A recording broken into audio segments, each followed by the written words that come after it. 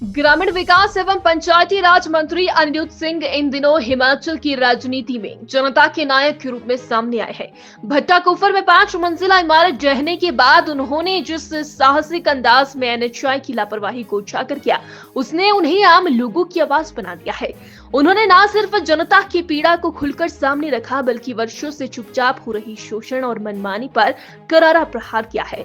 कांग्रेस के पूर्व प्रदेश प्रवक्ता अमन सेठी और सचिव अरुण मेहता ने भाजपा द्वारा लगाए जा रहे आरोपों को खारिज करते हुए कहा कि उन्हें फक्र है कि अनिरुद्ध सिंह जैसे नेता कांग्रेस में है, जिसने बिना किसी भय के एनएचएआई के खिलाफ मोर्चा खोला है। उन्होंने कहा कि जब सिरमौर, सोलन और अन्य जिलों में एनएचएआई की लापरवाही से लोगों के घर उजड़ रहे थे, होटल ढाबे ध्वस्त हो रहे थे, उस समय भाजपा नेता कहां थे? उनकी संवेदनाएं कहां थी? तब वो पीड़ितों के साथ खड़े क्यों नहीं हुए? मगर आज जब अनिरुद्ध सिंह ने अधिकारियों की असलियत उजागर की, तो भाजपा एनएचएआई के साथ खड़ी हो गई। उन्हें साफ करना होगा कि वो प्रदेश की जनता के साथ है या दोषी एनएचएआई के अधिकारी के साथ। कांग्रेस नेताओं ने कहा कि अनिरुद्ध सिंह ने आम लोगों की आवाज बनकर जो कदम उठाया है, वो जनहित की बहादुरी है। भाजपा को उनसे सीख लेनी चाहिए, ना कि उनकी नीयत पर सवाल उठाने चाहिए। एनएचएआई के खिलाफ आज पहली बार, ये नहीं कि वो हमारे मंत्री है, मंत्री वो बाद में, वो जनता के प्रतिनिधि पहले है, वो जनता के दुख सुख के साथी पहले हैं, जनता ने उनको चुन के भेजा है। और आज एनएचए के खिलाफ अगर किसी ने आवाज उठाई है तो हमारे मंत्री अनिरुद्ध सिंह जी ने आवाज उठाई है, और मैं मानता हूं कि ये बहुत सही आवाज उठाई है। गडकरी जी, आप पहले जाकर अपने अफसरों की इंक्वायरी कराएं, आप अपने अफसरों की वो लिस्ट मंगाए, उनके आय से अधिक संपत्ति की लिस्ट मंगाए, देखें कि उन्होंने कितनों ने अपनी यहाँ पे कोठियां, फ्लैट और ये सब जमीनें खरीद ली हैं।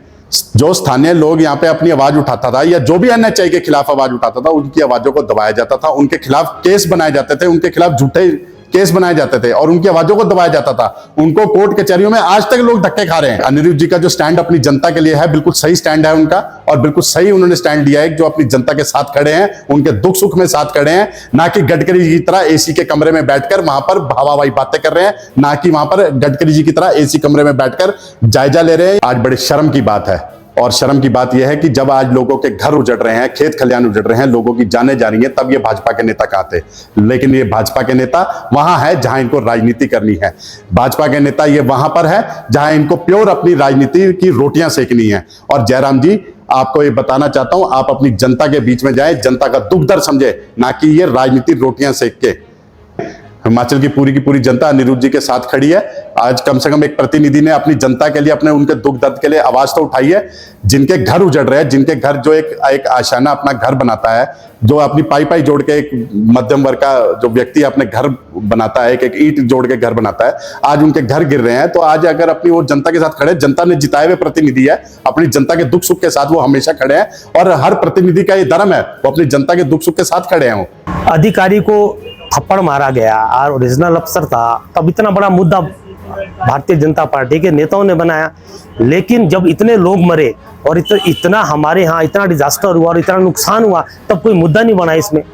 और अभी तो और भी डिजास्टर आएगा। लेकिन मैं वही कहना चाहता हूँ पहले ही कि एक्चुअल में भारतीय जनता पार्टी की जो नेता है, उनको भी सोचना चाहिए और हर आदमी को सोचना चाहिए कि आप सिर्फ एक छोटे से मुद्दे पर आप जो है वहीं तक आप सीमित रह गए। आपने कभी हिमाचल प्रदेश की जो जनता है, जो त्राही माम है, आप इतना यहाँ पर इतना बड़ा डिजास्टर पहले भी हुआ, आज भी हो रहा है, आप उनके साथ खड़े नहीं है। सिर्फ आप छोटी सी बात को लेकर आप जो है सिर्फ एक अधिकारी के साथ खड़े हैं।